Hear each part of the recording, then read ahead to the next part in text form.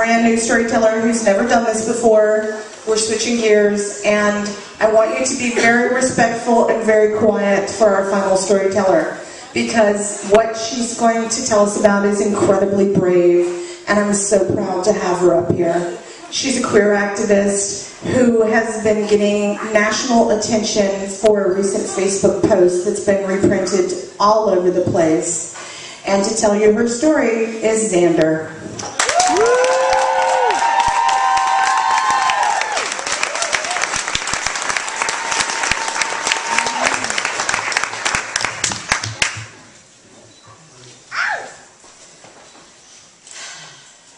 So, I'm going to tell you guys a little story about boarding school.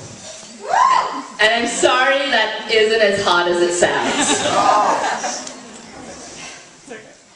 So, when I was 13 years old, I came out to my mother as a bisexual, sitting in a family therapy session, and I was crying and totally afraid that she was going to disown me.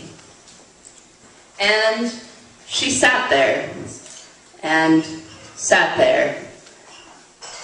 expressionless, totally stoic. And this continued.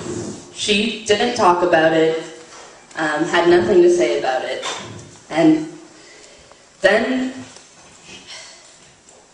a few years later, I'm woken up in the middle of the night by two strangers. I'm screaming and crying, and they tell me that if I don't stop screaming that they're going to handcuff me. And I have no idea who they are or why they're here. One of the people is rummaging through my clothes, and the other person is very intimidating looking, just standing over my bed at 2 a.m. And I asked them, what is it that you want from me? What are you doing here? Who are you? And all they say is, we're going to take you to a school. So I comply with them because I didn't want to be handcuffed. And they take out this belt and they put it under my bust. And they tell me that this is standard procedure and that they are going to lead me around through the airport any time that I'm outside or even inside so that I don't run away.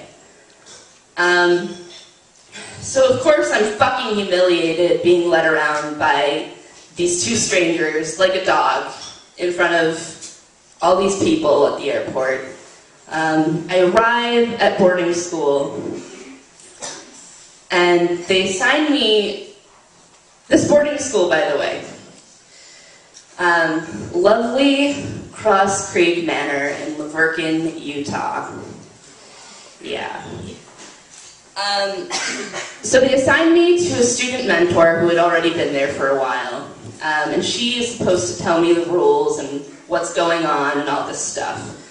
So she explains to me that this program has 6 levels, and to get to each level you have to progress in points. And level 1 has the least amount of privileges and level 6 has the most amount of privileges. So basically it was like some fucked up Mormon video game. So I'm like, okay, whatever.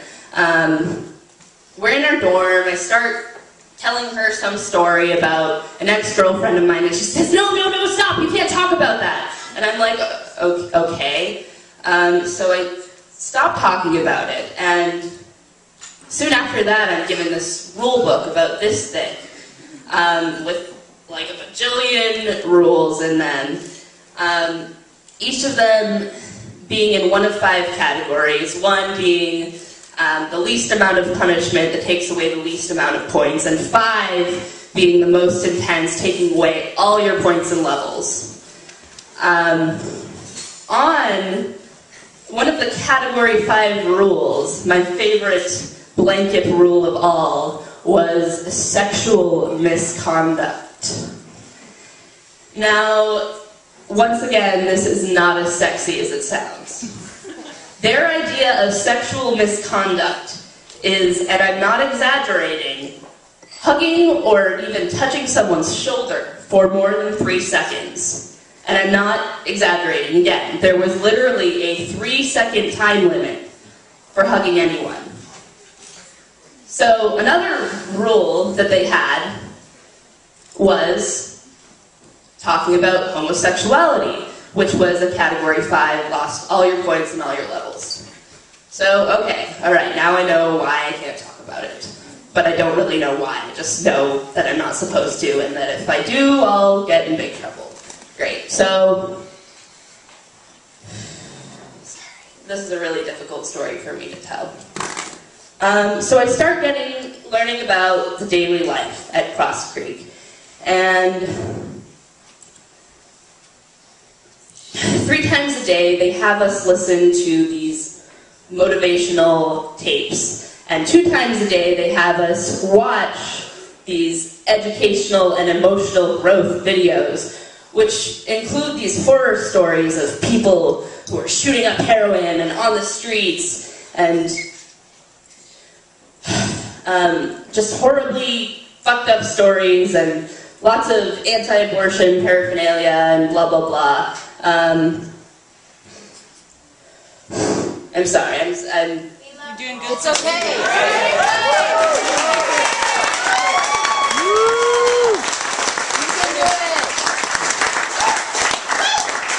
So we're also required to go to group therapy multiple times a week.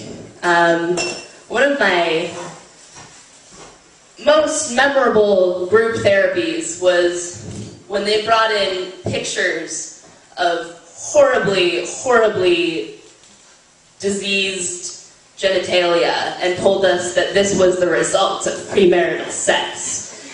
These pictures were like pictures of stuff that had gone unattended for long periods of time. So like cauliflower, I have no idea what the fuck that is. I'm sure that was a penis at one point. Type of pictures.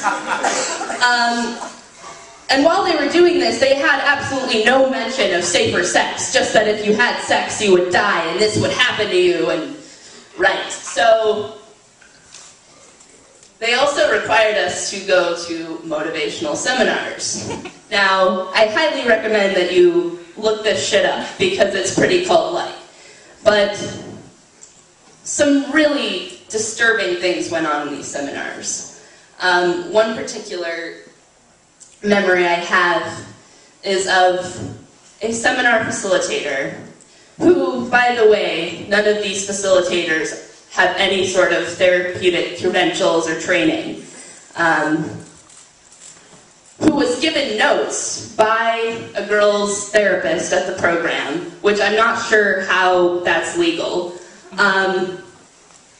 But he was reading from her notes and said,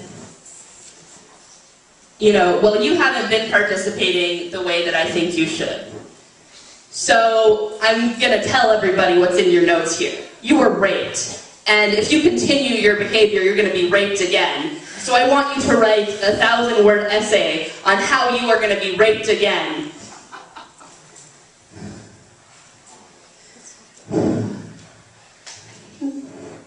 How you're going to be raped again if you don't change your behavior.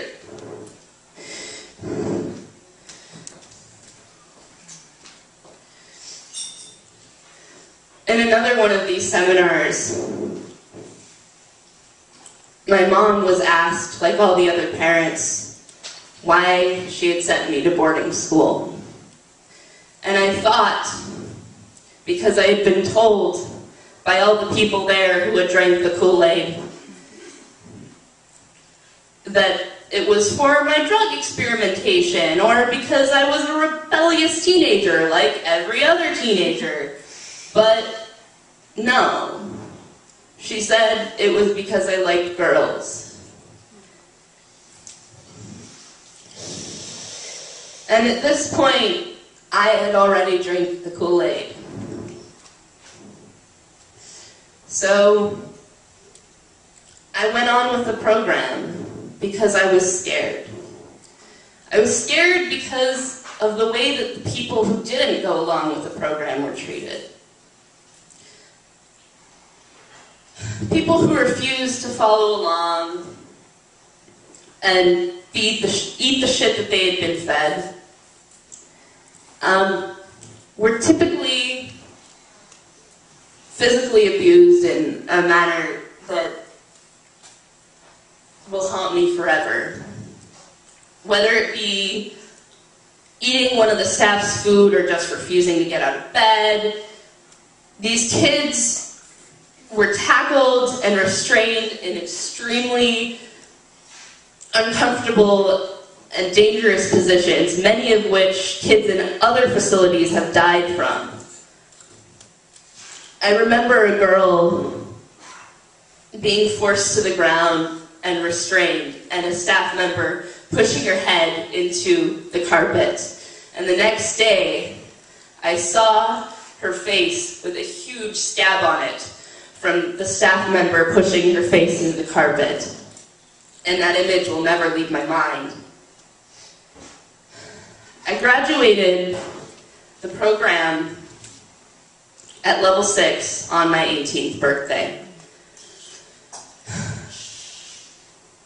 A while after that, I started trying to let go of some of the things that they were telling me, but it took me a really long time to find myself. The first time I had sex after the program, it was great, but I ended up crying afterwards because I thought that I was going to hell. They had told me at the program that I was a sex addict for thinking about sex twice a day. At least more than twice a day. So I don't know if that made me a sex addict, I don't know what the fuck all you motherfuckers are. Just saying.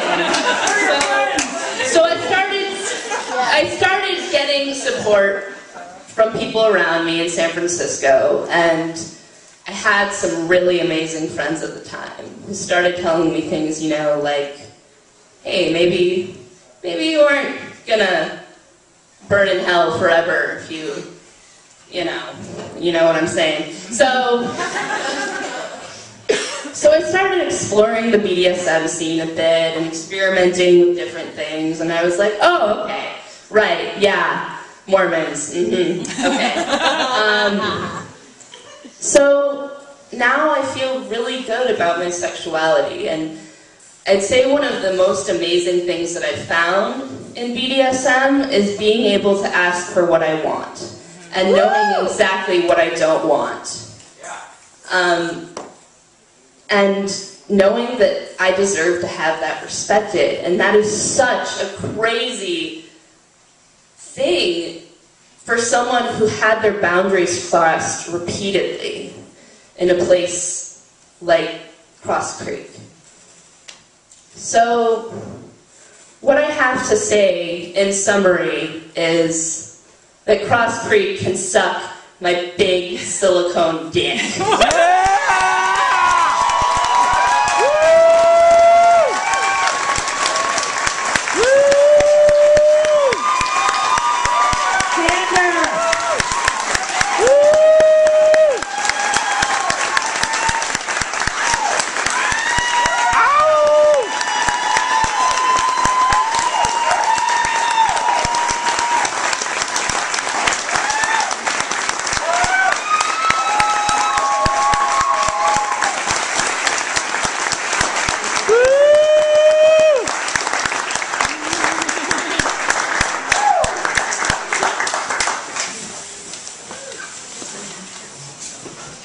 Who was a storyteller tonight, please come up to the stage.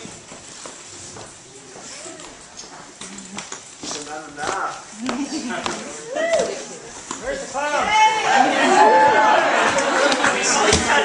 Send in the clown! Round of applause for all of these storytellers.